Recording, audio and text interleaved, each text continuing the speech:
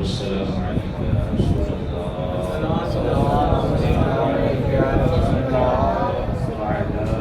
آلك وأصحابك يا حبيب الله.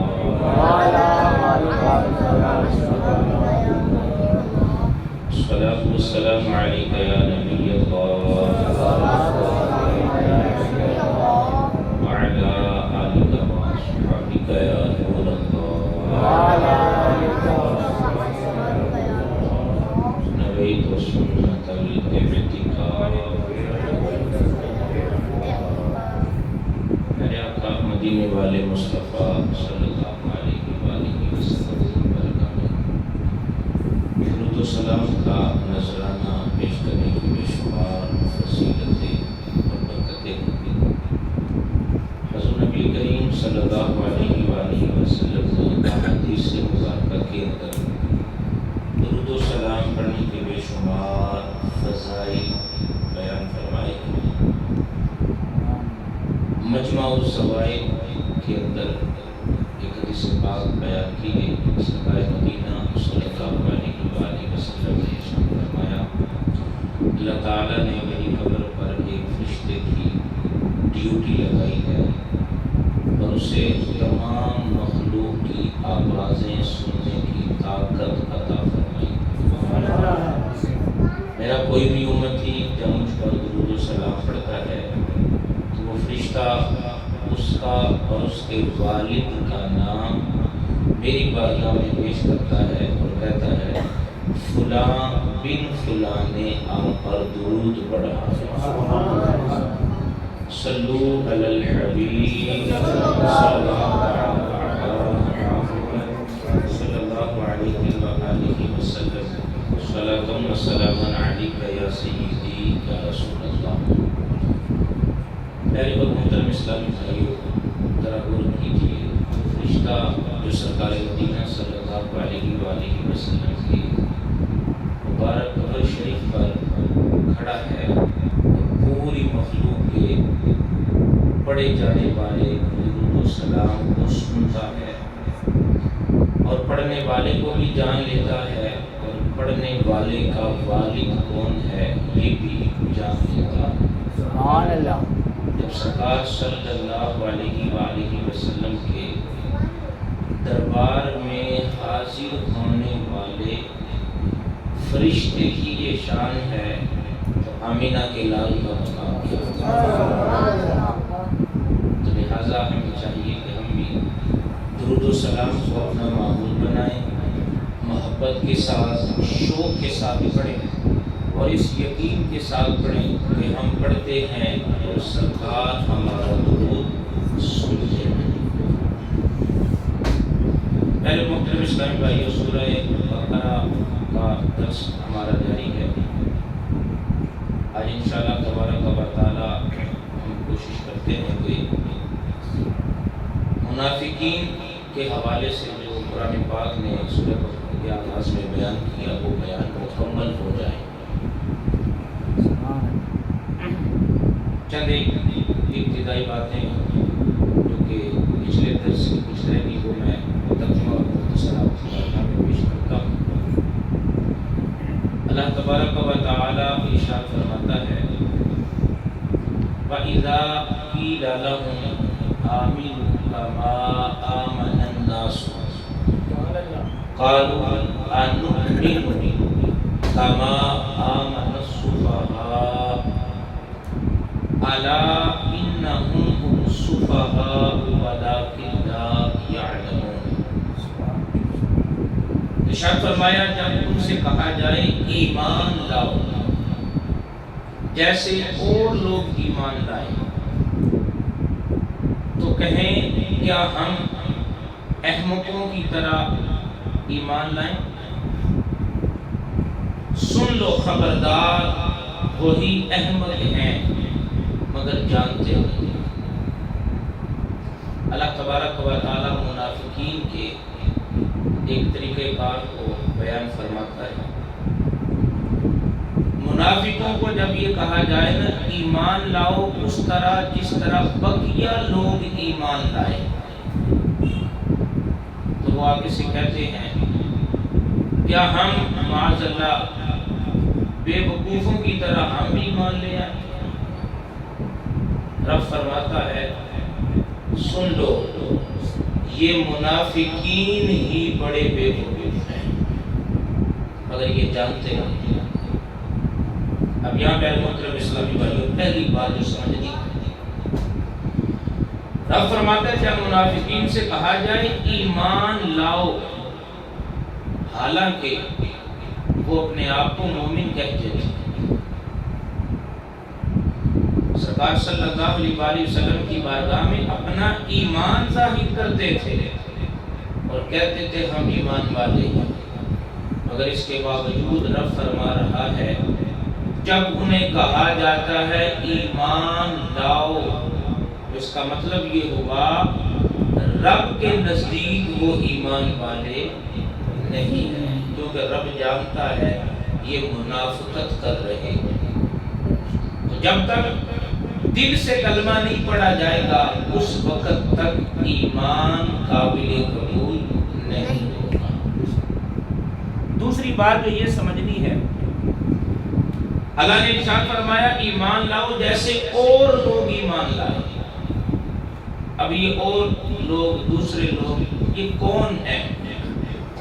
تو اس کے بارے میں مختلف اقوال علماء نے تفسیر کے اندر بیان کیے۔ ایک قول یہ ہے رب نے ان سے فرمایا تم بھی ایمان لاؤ جس طرح دوسرے لوگ ایمان لے کر آئے۔ اب دوسرے لوگوں سے مراد منافقین کے وہ رشتہ دار ہیں جو واقعی ہی دل سے مومن تھے۔ رب ان سے فرما رہا ہے جس طرح تمہارے بقیہ رشتہ دار سچے دل سے ایمان لے کر آئے ہیں تم بھی انہی کی طرح ایمان لے کر آئے۔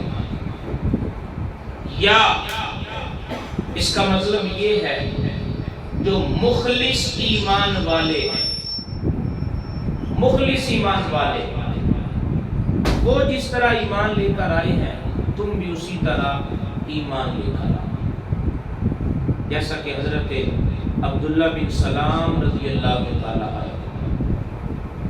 اسی طرح تیسرا ایک قول یہ ہے کہ یہاں دوسرے لوگوں کی طرح ایمان لانا، تو دوسرے لوگوں سے مراد کون ہے؟ دوسرے لوگوں سے مراد سرکار کے چاروں یار ہیں،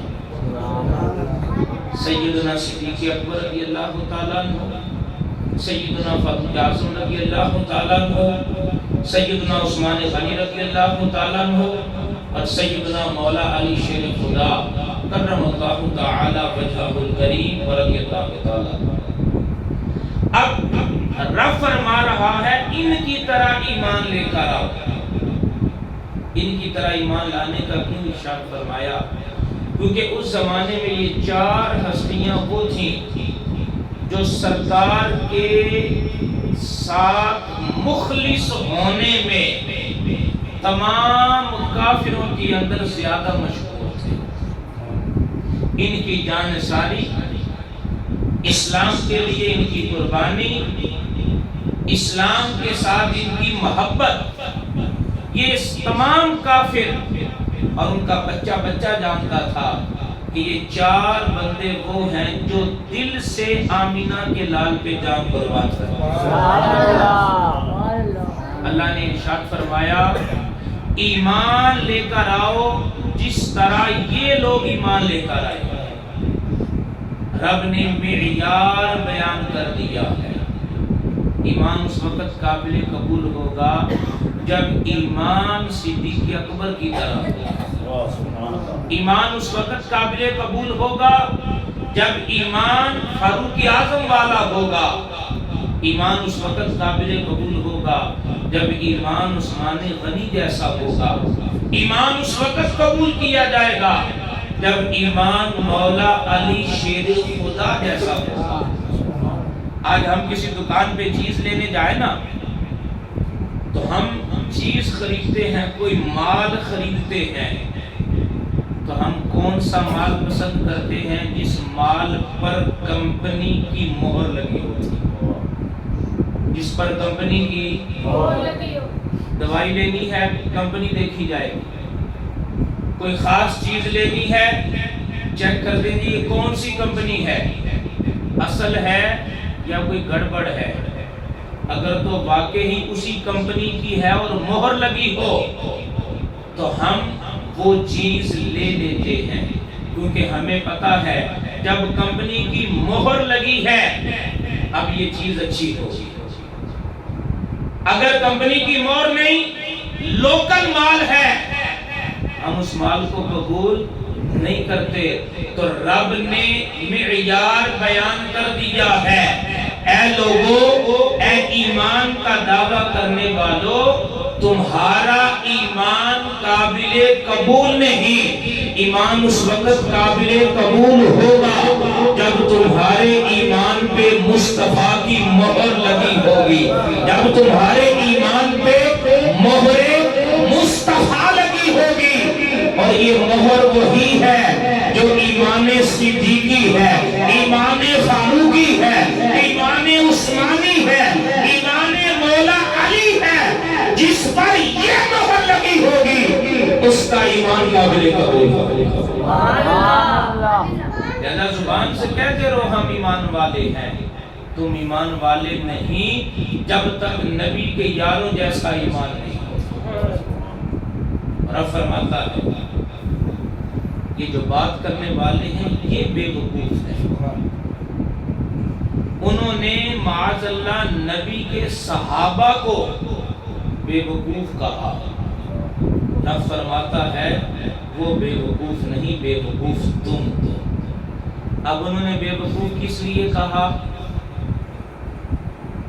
پہلی بات، وہ جو زمانہ تھا اس زمانے کے اندر مسلمان عام طور پر فقیر تھے، یعنی اتنے مالدار نہیں تھے، اور منافقین مالدار تھے۔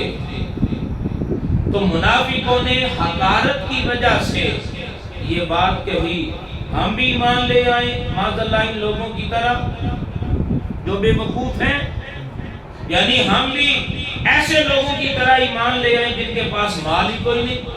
حقارت کی وجہ سے انہوں نے ایسا کہا، یا ایک اور وجہ یہ ہے انہوں نے یہ اس وجہ سے کہا کیونکہ مسلمانوں نے دنیا کو چھوڑ کر آخرت کو اختیار کیا، دنیا کو چھوڑ کر آخرت کو اختیار کیا۔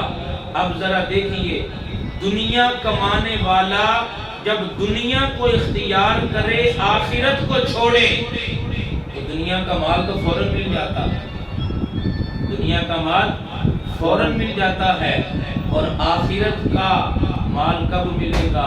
جب بندہ فوت ہوگا، محشر برپا ہوگا، اس کے بعد جنت میں جانا ہوگا۔ تو کفار نے سوچا کہ ہم تو دنیا میں اب ساری زندگی انتظار کرتے رہیں کہ کب موت آئے گی، کب محشر ہوگا اور کب جنت میں جانا ہوگا، پھر نعمتیں ملے گی، اور ساری زندگی یوں ہی فقیری میں گزار دیں، تو ہم تو یہ سودا نہیں کرتے۔ اور جن مسلمانوں نے یہ سودا کیا وہ بے وقوف ہے، اس لیے انہوں نے بے وقوف کہا۔ اور تیسری بات یہ ہے انہوں نے مسلمانوں کو بے وقوف اس لیے کہا کیونکہ مسلمانوں نے کفار سے تعلق ختم کر دیا، یہودیوں سے تعلق ختم کر دیا ہے۔ اب منافقین کہنے لگے اسلام پتہ نہیں آگے چلے گا یا نہیں چلے گا، اس کے ماننے والے آگے پیدا ہوں گے یا پیدا نہیں ہوں گے، ہو سکتا ہے کل کو یہ دین ختم ہو جائے تو ہم اسلام کی وجہ سے اپنی دوستیاں کیوں ختم کریں، ہم اسلام کی وجہ سے یہود کے ساتھ جو یاریاں ہیں، جو تعلق ہیں وہ ختم نہیں کریں گے۔ اور یہ مسلمان ہیں جنہوں نے ایک نئے دین کی وجہ سے اپنی یاریاں ختم کر دی، دوستیاں ختم کر دی، تعلقات ختم کر دیے، تو ان کی نظر میں مسلمان بے وقوف ہیں۔ تو رب ان سے ارشاد فرما رہا ہے بے وقوف یہ نہیں ہے، بے وقوف تو تم ہو۔ ارے یہ تو وہ ہے جنہوں نے اسلام کے لیے اپنے بقیہ تعلقات ختم کر دیے ہیں، انہوں نے اسلام کو قبول کر کے بتوں سے منہ موڑ لیا ہے، انہوں نے اسلام کو قبول کر کے دنیا کو چھوڑا ہے، آخرت کو اختیار کیا ہے۔ تو جو آخرت کو اختیار کرے وہ بے وقوف نہیں ہوتا، جو دنیا کو اختیار کرے وہ بے وقوف ہوتا ہے۔ جو اسلام کے لیے سب کچھ چھوڑے وہ بے وقوف نہیں ہوتا، جو دنیا کے پیچھے بھاگے وہ بے وقوف ہوتا ہے۔ مطلب یہ ہے جنہوں نے آمینہ کے لال پہ اپنے آپ کو قربان کیا ہے وہ بے وقوف نہیں، ان کی مخالفت کرنے والا بے وقوف ہے۔ تو نبی کے صحابہ بے وقوف نہیں، اے مخالفت کرنے والے منافقین تم بے وقوف ہو۔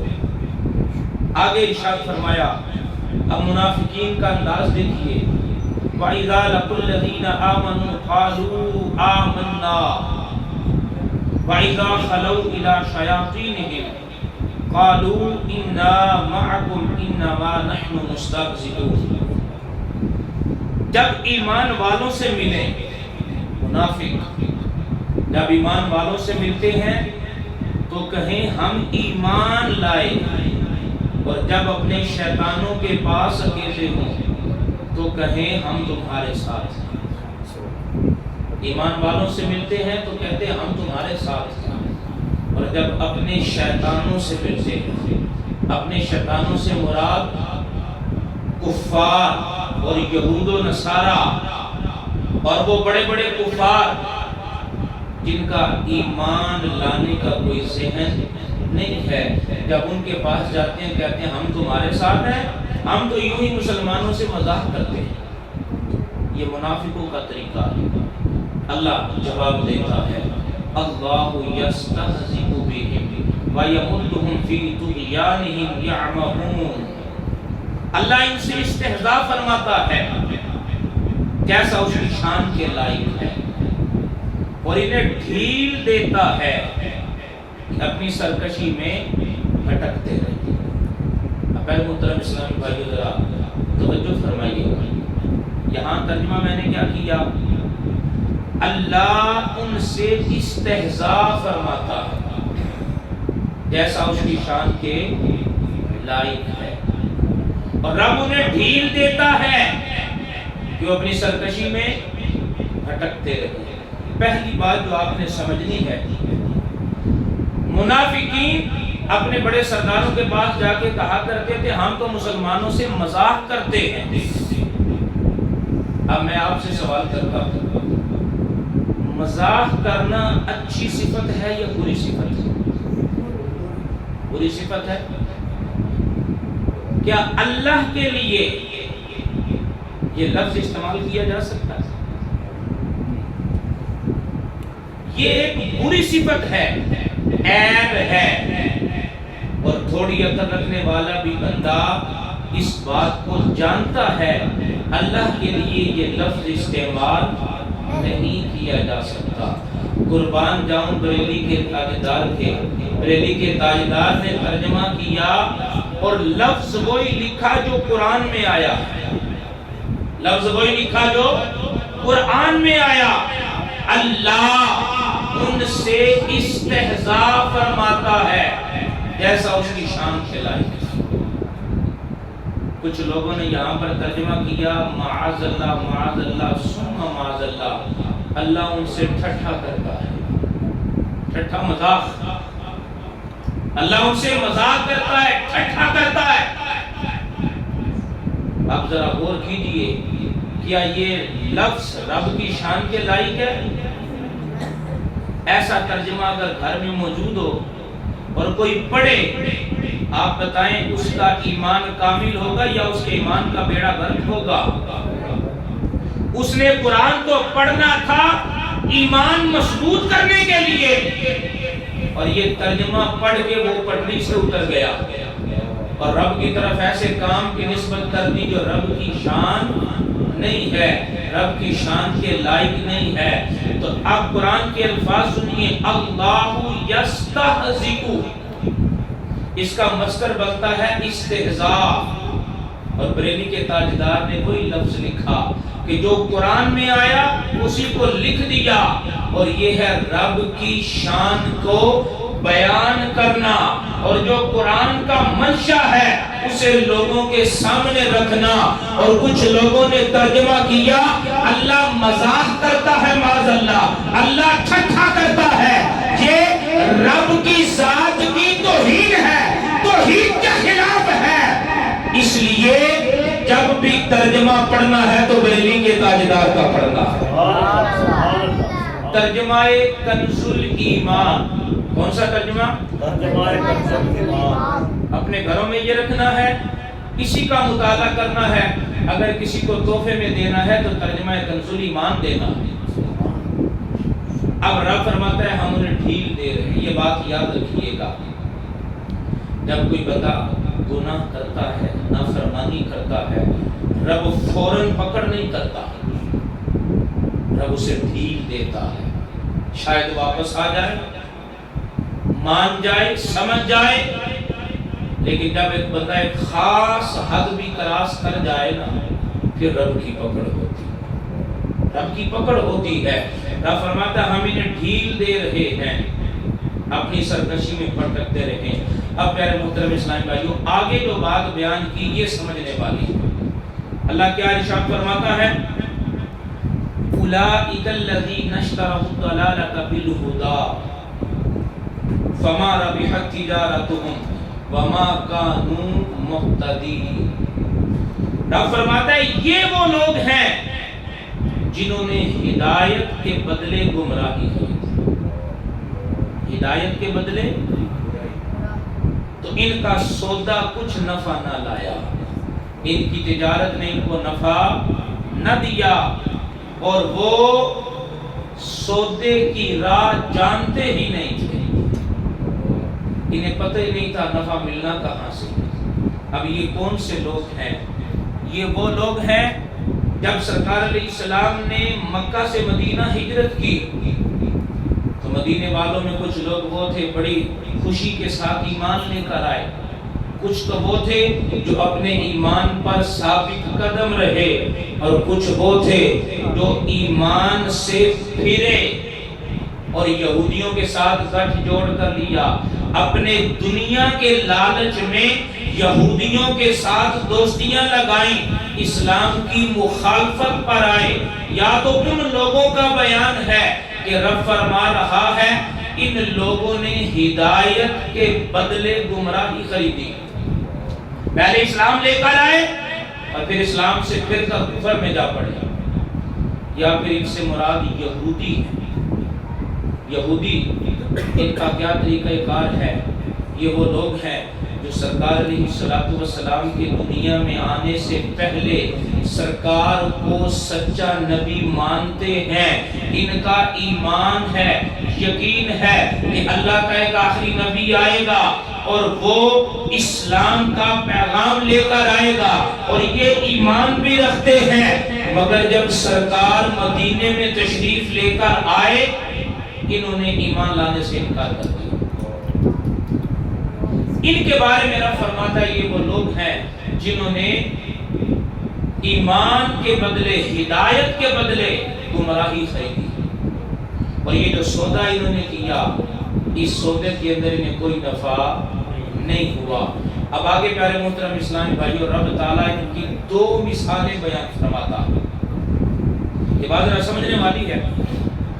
رب فرماتا ہے مثلهم كمثل الذي استوقد نارا فلما اضاءت ما حوله ذهب الله بنورهم وتركهم في ظلمات لا يبصرون صم بكم عمي فهم لا يرجعون. وہ بندے جو ہدایت کو چھوڑ کر گمراہی کی طرف آئے، رب نے ان کی مثال بیان فرمائی. رب فرماتا ہے ان کی مثال اس کی طرح ہے جس نے آگ روشن کی، تو جب اس آگ سے آس پاس سب جگمگا اٹھا، اللہ ان کا نور لے گیا اور انہیں اندھیریوں میں چھوڑ دیا کہ انہیں کچھ نہیں سوجھتا. بہرے، گونگے، اندھے اب یہ لوٹ کر آنے والے نہیں ہیں، یہ لوٹ کر آنے والے نہیں ہیں. رب فرماتا ہے وہ لوگ جنہوں نے ہدایت کے بدلے گمراہی خریدی نا، ان کی مثال اس بندے کی طرح ہے۔ بندہ سفر کرے اور سفر کے دوران اندھیرا چھا جائے، اب یہ بندہ آگ جلاتا ہے تاکہ اس سے روشنی بھی ہو جائے، جانور بھی دور رہیں، اور اگر سردی ہے تو سردی کا اثر بھی دور ہو جائے۔ جب آگ جل گئی، آگ کے جلنے کی وجہ سے آس پاس روشنی ہو گئی، اور جب روشنی ہو گئی نا تو اللہ ان کا نور لے گیا، اللہ ان کا نور لے گیا، اور اب یہ اندھوں کی طرح ہے، گونگے لوگوں کی طرح ہے، بہروں کی طرح ہے، لوٹ کر آنے والے نہیں ہیں۔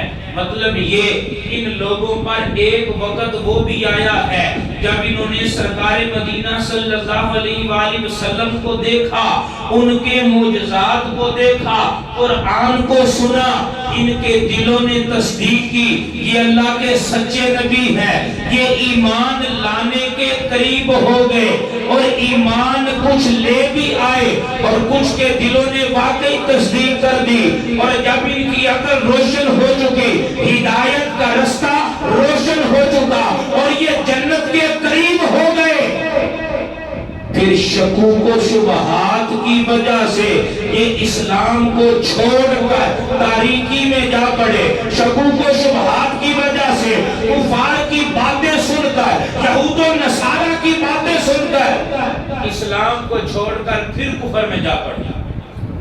طرف فرماتا ہے گویا یہ ایسے ہی ہے، ایک وقت تھا ان پہ نور روشن ہو گیا، ان جو نور تھا اس نور نے ان کے آس پاس کو روشن کر دیا، اور پھر اللہ نے ان کے نور کو ختم کر دیا۔ میرے محترم اسلامی بھائیوں، یہ وہ لوگ ہیں جنہیں پتہ ہے اسلام سچا دین ہے، ان کا دل تصدیق بھی کرتا ہے، لیکن شکوک و شبہات میں پڑھ کر وہ اسلام سے دور ہو جاتے ہیں۔ یہ منافقین کی مثال ہے، اور اس میں ہمارے لیے سبق کیا ہے؟ اے بندے، تمہیں ہر حال میں اپنے ایمان کی فکر کرنی ہے، ہر حال میں اپنے ایمان کی فکر کرنی ہے۔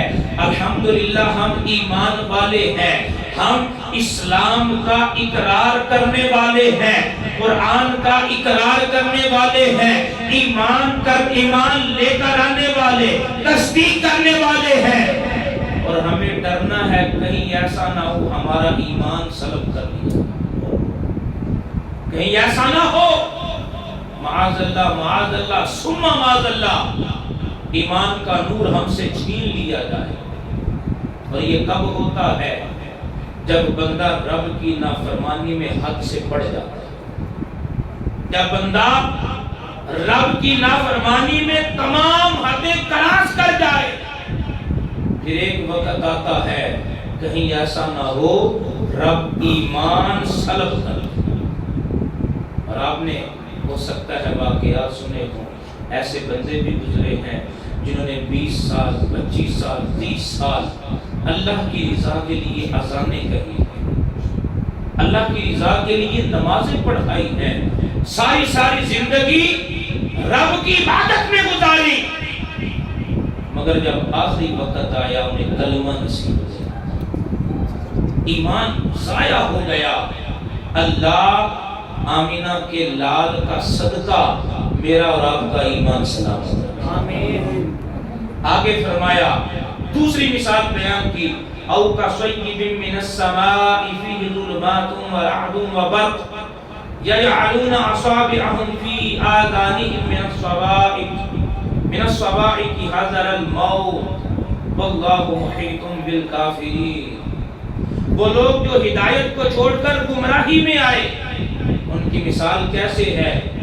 جیسے آسمان سے اترتا پانی کہ اس میں اندھیری ہے، گرج ہے، چمک ہے، اور وہ لوگ اپنے کانوں میں انگلیاں ڈال رہے ہیں اس کڑک کی وجہ سے کہ اس کی وجہ سے ہماری موت نہ ہو جائے، اور اللہ کافروں کو گھیرے ہوئے۔ اب ان کی حالت کیا ہے ذرا سنیے گا جو رب نے قرآن میں بیان کی، پھر میں اس کو عرض کرتا ہوں۔ یکاد البرق یخطف ابصارہم کلما اضاء لهم مشوا فيه واذا اظلم عليهم قاموا ولو شاء الله لذهب بسمعهم وابصارهم ان الله على كل شيء قدیر۔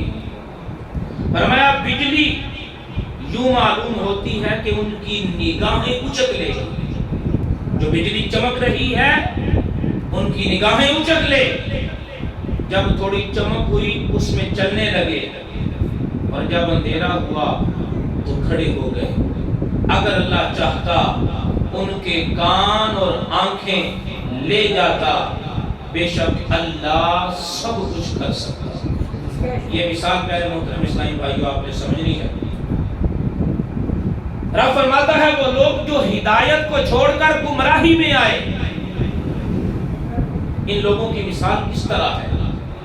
آسمان سے بارش ہو رہی ہے، بادل ہے، جب بادل ہو تو بعض اوقات بجلی بھی چمکتی ہے، اس کی کڑک ہے، تیز آواز ہے جو دلوں کے اندر خوف ڈال دیتی ہے۔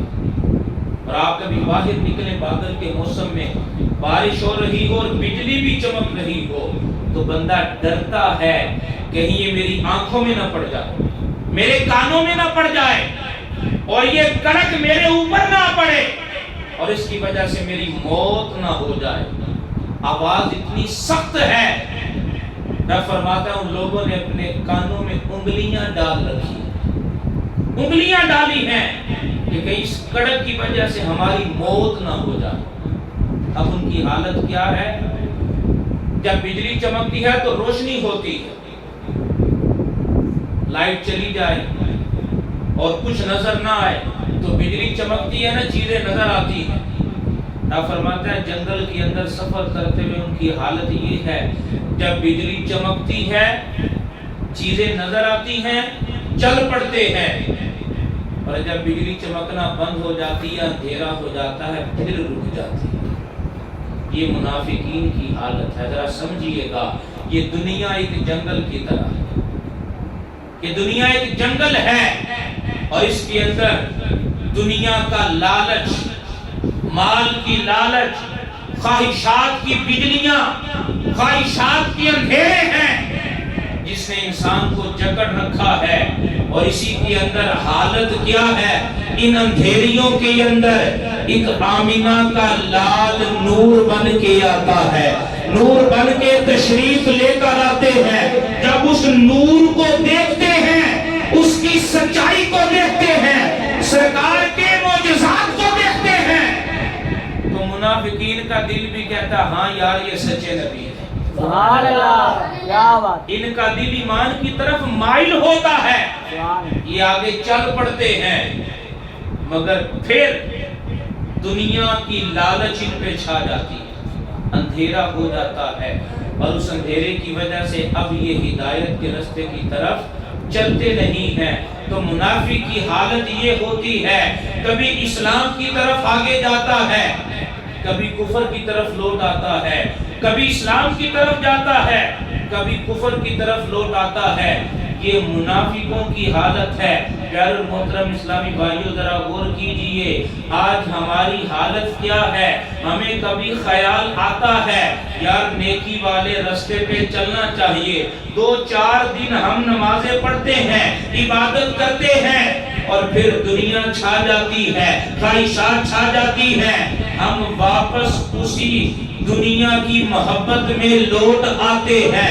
پیارے اسلامی بھائیو اس حالت کو ختم کرنا ہے، ہم نے پورے کا پورا رب کی عبادت والی راہ کی طرف چلنا ہے، یہ ڈگمگانے والا کام نہیں کرنا۔ جب پتہ ہے اسلام سچا دین ہے، رب کی محبت ہی ہے جس سے کامیابی ملے گی، اسلام پہ عمل کرنے سے کامیابی ملے گی، اب دنیا سے منہ موڑ کر رب کی عبادت کی طرف آگے چلتے جاتے ہیں۔ منافقوں والی حالت نہیں ہونی چاہیے کہ کبھی ادھر کبھی ادھر، ایسا کام نہیں کرنا۔ ایک ہی سچائی والا راستہ جب اختیار کیا ہے تو پھر سچے دل اور اخلاص کے ساتھ سچے راستے پہ چلتے جانا۔ یہ منافقوں کا طرز عمل ہے. انہیں پتا ہے اسلام سچا ہے، مگر پیچھے دنیا نظر آتی ہے، پیچھے مال نظر آتا ہے، پیچھے یاریاں دوستیاں نظر آتی ہیں.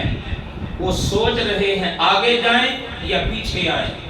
رب فرماتا ہے اسی حالت میں ہے.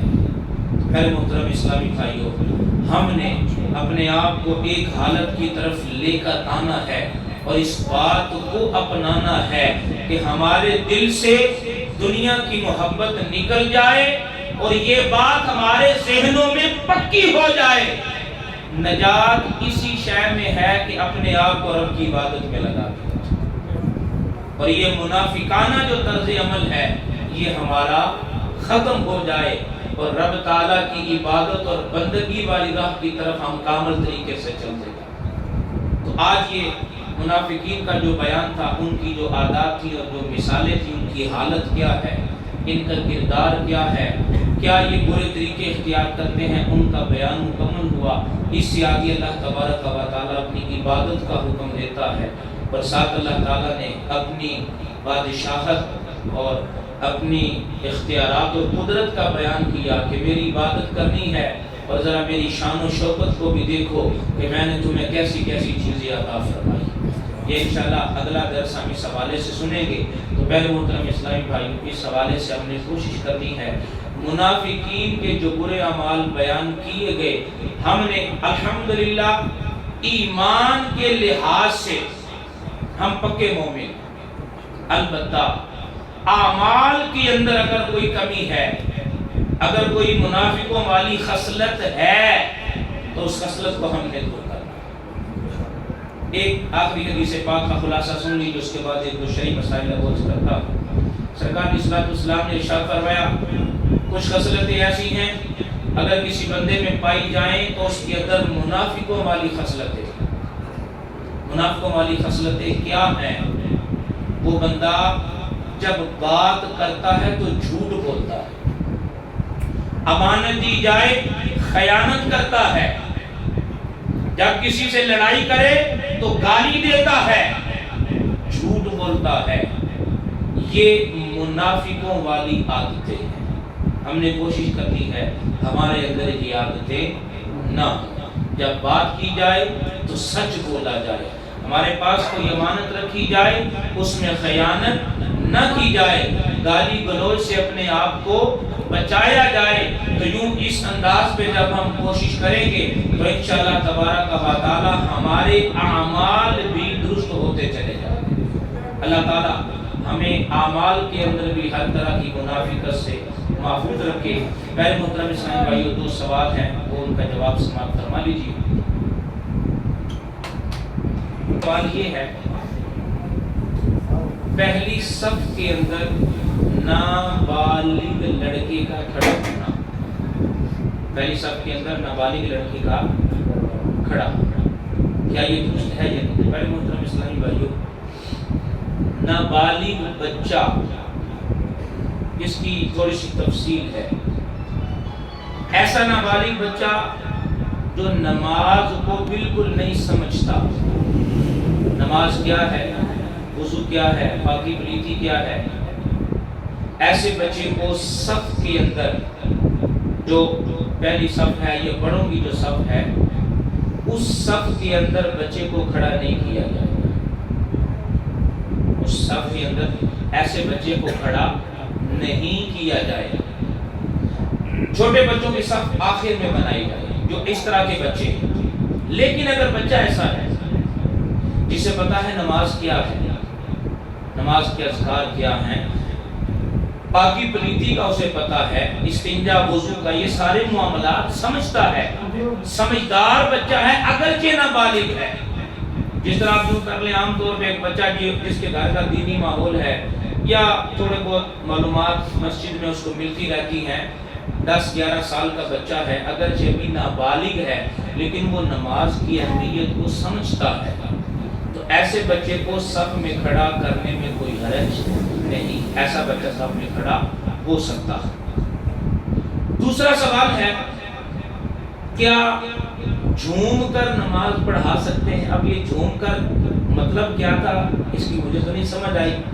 بہرحال میں یہ عرض کر دیتا ہوں، نماز کے اندر استقبال قبلہ شرط ہے۔ استقبال قبلہ کا مطلب ہے چہرہ قبلہ شریف کی طرف رہے، شروع سے لے کر آخر تک، یہ شرط ہے۔ اگر نماز میں چہرہ قبلے سے پھر گیا یا سینہ قبلے سے پھر گیا، نماز ٹوٹ جائے گی، نماز فاسد ہو جائے گی۔ اب اگر تو کوئی نماز اس طرح پڑھاتا ہے کہ یوں ہلکا ہلکا ہل رہا ہے، یہ بھی نہیں ہونا چاہیے، یوں ہلکا ہلکا ہلنا بھی نہیں ہونا چاہیے۔ لیکن یہ بات یاد رکھیں، اگر اس حالت میں یوں بالکل سیدھا کھڑا ہے، سینہ اور قبلہ چہرہ قبلے کی طرف ہے، تو نماز میں کوئی فرق نہیں پڑے گا، نماز ہو جائے گی۔ لیکن اگر ایسا ہے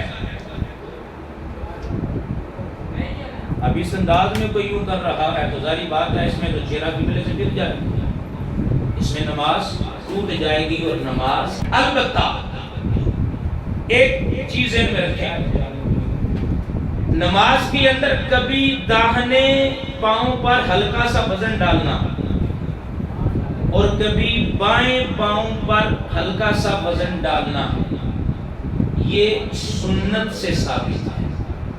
یہ کیا ہے؟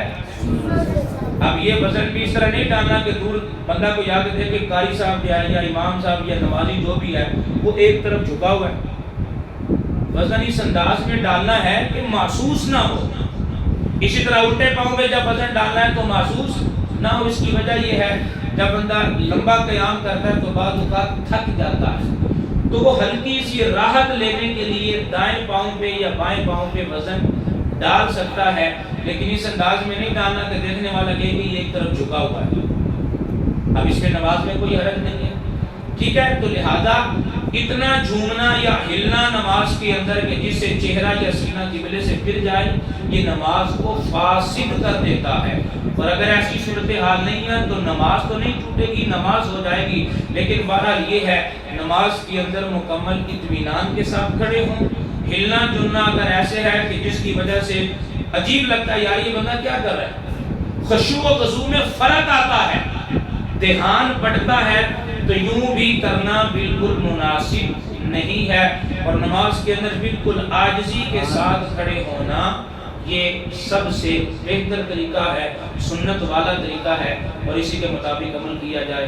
اللہ تبارک و تعالی ہمیں صحیح معنوں میں قرآن کو سمجھنے، شریعت اسلامیہ کے احکامات کو سمجھنے، عمل کرنے، دوسروں تک پہنچانے کی توفیق عطا فرمائے۔ آمین بجاہ النبی الامین صلی اللہ